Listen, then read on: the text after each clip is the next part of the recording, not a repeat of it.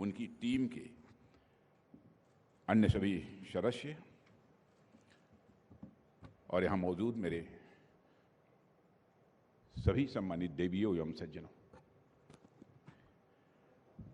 सबसे पहले तो मैं टीवी 18 नेटवर्क के प्रति आभार व्यक्त करना चाहता हूँ कि उन्होंने राइजिंग इंडिया कॉन्क्लेव में मुझे आमंत्रित किया है। पिछले कुछ वर्षों में ऐसा मैंने महसूस किया है कि टीवी 18 यह नेटवर्क जनता में जिस तरीके से अपनी पहुंच बढ़ाई है, दर्शकों को अपने से जोड़ा है और दर्शकों की आवाज बनकर वो उभरा है, उसके लिए टीवी 18 नेटवर्क को मैं अपनी तरफ से हार्दिक बधाई देता हूं और साथ ही उन्हें भविष्य के लिए अपनी हार्दिक शुभकामनाएं भी देता हूं। आज आपके माध्यम से मैं बड़ी संख्या में देश की जनता से रूबरू हो रहा हूं और इसके लिए भी मैं टीवी 18 नेटवर्क को अपनी तरफ से धन्यवाद देता हूं। साथियों, राइजिंग इंडिया कॉन्क्लेव में राइजिंग इंडिया दरअसल है क्या, इस पर मैं अपनी कुछ बातें आपके सामने रखने की कोशिश करूंगा। अलग अलग प्रकार के लोग इंडिया राइजिंग को अपने नज़रिए से अलग अलग तरीके से देखते हैं। कुछ इकोनॉमिस्ट भारत की लगातार बढ़ती और समृद्धि होती हुई इकॉनमी को इंडिया राइजिंग के रूप में देखते हैं, तो कुछ समाजशास्त्री, सोशियोलॉजिस्ट भारत की बेहतर होती हुई सामाजिक स्थिति को भी इंडिया राइजिंग के रूप में वो देखते हैं। कुछ पॉलिटिकल साइंटिस्ट देश में राजनीतिक स्थिरता और लोकतांत्रिक सुदृढ़ता को राइजिंग इंडिया का नाम देते हैं। हालांकि कुछ लोग इसके उलट भी बहुत ही सक्रिय हैं, जिन्हें भारत से लोकतंत्र समाप्त होता हुआ दिखाई देने लगा है, पर ऐसे लोग बहुत ही गिने चुने लोग हैं। साथियों, इस तरह मैं बिंदुवार आप लोगों के सामने एक एक करके इन सभी एस्पेक्ट्स पर अपनी बात रखने की कोशिश करूंगा। सबसे पहले बात करते हैं इकॉनमी की। देश ही नहीं, पूरी दुनिया ने देखा है कि पिछले 8-9 वर्षों में हमारी इकॉनमी में बहुत बड़ा बदलाव आया है। आप सभी मॉर्गन स्टैनले के बारे में अच्छी तरह जानते होंगे और आए दिन उनकी किसी न किसी रिपोर्ट को लेकर चर्चाएं भी होती रहती हैं। इसी मॉर्गन स्टैनले ने 2013 में एक फ्रेज कॉइन किया था, फ्रेजाइल 5 इकोनॉमीज। फ्रेजाइल का मतलब आप लोग अच्छी तरह जानते हैं, जल्दी टूट जाने वाला, जल्दी बिखर जाने वाला होता है। यानी दुनिया की ऐसी इकोनॉमी जो बहुत अच्छा प्रदर्शन नहीं कर रही थी, उनके लिए यह टर्म फ्रेजाइल का यूज किया गया और उनमें एक नाम हमारे देश भारत का भी था। यानी 8-9 साल पहले भारत की इकोनॉमी कहाँ थी, किस कगार पर थी, इसका सहज रूप से आप अनुमान लगा सकते हैं। उसके बाद राजनीतिक परिस्थितियों में जिस तरीके से परिवर्तन होता है, केंद्र में हमारे प्रधानमंत्री मोदी जी के नेतृत्व वाली भाजपा सरकार आती है और वहीं से हमारी इकोनॉमी की सूरत बदलती हुई दिखाई देने लगती है।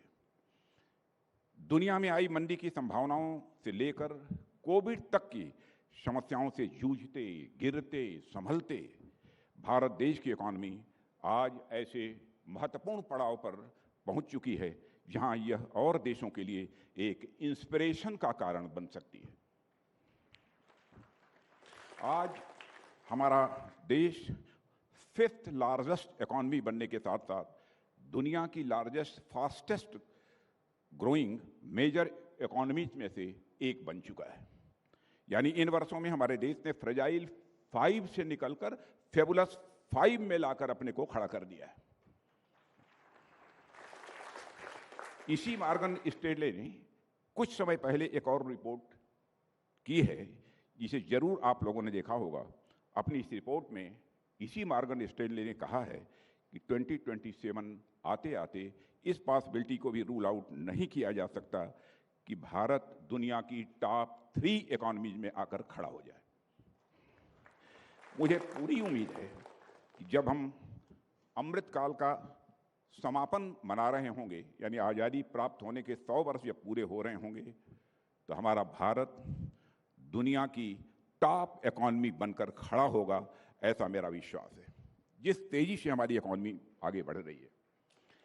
बीते फाइनेंशियल ईयर में आपने देखा होगा कि इनकम टैक्स हो या फिर जीएसटी, इनका जितना कलेक्शन हुआ है उसके बारे में पहले कोई ये कल्पना भी नहीं करता था। कुछ समय पहले तक भारत मोबाइल फोन्स के सबसे बड़े इंपोर्टर्स में से एक हुआ करता था। आज भारत मोबाइल मैन्युफैक्चरिंग में दुनिया का एक बड़ा देश बन चुका है। सिर्फ 4 महीने में अकेले एप्पल कंपनी ने $1 अरब का एक्सपोर्ट भारत से दूसरे देशों में किया है। आज भारत की गिनती उन चुनिंदा देशों में होती है जहां 5G मोबाइल कनेक्टिविटी है। 5G रोल आउट ही हो रहा है कि हमारे प्रधानमंत्री जी 6G की तैयारी भी करना उन्होंने प्रारंभ कर दिया है। आपने टीवी चैनल्स पर देखा होगा उस कार्यक्रम को।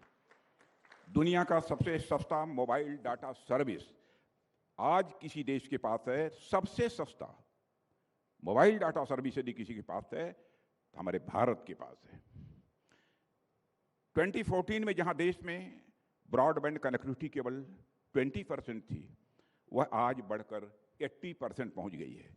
भारत में होने वाले एक्सपोर्ट एक समय $300 बिलियन पर ही ठहर गए थे, पर आज हमारे देश में होने वाला एक्सपोर्ट कल ही आपने वो फिगर देखी होगी, $750 बिलियन तक ये पहुंच चुका है। साथियों, गत वर्ष भारत ने $83.57 बिलियन का अब तक का हाईएस्ट एफडीआई इनफ्लो रिकॉर्ड किया है। अब तक का हाईएस्ट एफडीआई इनफ्लो रिकॉर्ड किया है। आप सभी जानते हैं कि जब कोई बिजनेस हाउस किसी कंट्री में इन्वेस्ट करता है तो बहुत सोच समझकर करता है और बहुत ही जांच परख कर करता है, और वह देश की संभावनाओं और अवसरों को जांचने परखने के बाद ही वह इन्वेस्टमेंट करता है। ऐसे में रिकॉर्ड एफडीआई इनफ्लो हमारी इकोनॉमी के लिए निश्चित ही एक पॉजिटिव सिग्नल है। साथियों, मैंने कहीं पढ़ा था कि no power on earth can stop an idea whose time has come. मैं बड़े विश्वास के साथ कहना चाहता हूं कि अब वह भारत का समय आ गया है। आगे आने वाले समय में हमारा देश भारत दुनिया की मेजर इकोनॉमिक पावर में से एक नहीं बल्कि दुनिया की नंबर 1 इकोनॉमिक पावर बनकर उभरेगा, ऐसा मेरा विश्वास है। बहुत दिन हो गया यह कहते कहते कि अपना टाइम आएगा, अपना टाइम आएगा। आज मैं आप लोगों के सामने यह कहने के लिए खड़ा हुआ हूं कि बहनों भाइयों, अब हम लोगों का टाइम आ गया है, यानी भारत का समय अब आ गया है। यह है राइजिंग इंडिया मेरे साथियों, यह है राइजिंग इंडिया। जाहिर है इसके पीछे सरकार द्वारा सही समय पर उठाए गए सही कदम हैं, जिनकी चर्चा मैं यहाँ पर आप सबके समक्ष करना चाहूँगा। साथियों, सरकार ने देश में ईज ऑफ डूइंग बिजनेस को बढ़ावा देने के लिए ग्राउंड लेवल पर अनेक कार्य किए हैं। इसमें सबसे महत्वपूर्ण, सरकार ने देश में बिजनेस के लिए कैपिटल की अवेलेबिलिटी को इंश्योर की है, और 2014 में अनेक बैंक एनपीए और घाटे के बोझ के तले दबे हुए थे। वे नए लोन देने की स्थिति में नहीं थे।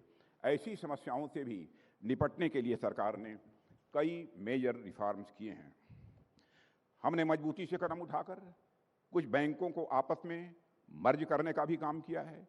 कुछ बैंकों के प्राइवेटाइजेशन की ओर बढ़ते हुए हम उन्हें फिर से उठाने का भरपूर प्रयास कर रहे हैं। गवर्नमेंट ने पब्लिक सेक्टर बैंक्स को कैपिटलाइज करके भी उन्हें रिवाइव करने का एक महत्वपूर्ण काम किया है। बैंक्स जो अब तक कहीं एनपीए या फिर इसी तरह के अन्य कारणों से नुकसान में चल रहे थे, हमने उनका पुनरुद्धार किया है और आज बैंक्स मार्केट में भली भांत लोन्स उपलब्ध कराने की स्थिति में खड़े हो गए। हालिया रिपोर्ट्स बताती हैं कि क्रेडिट ऑफटेक में बहुत बड़ा सुधार हुआ है। आज देश में एक वाइब्रेंट डिजिटल इकोनॉमी तैयार हो चुकी है। इस सच्चाई को सभी को स्वीकार करना पड़ेगा। यूपीआई की सफलता ने पूरी दुनिया को इस समय आश्चर्य में डाल दिया है। आज भारत पूरी दुनिया का 40% रियल टाइम डिजिटल पेमेंट कहीं हो रहा है तो आज हमारे और आपके भारत में हो रहा है।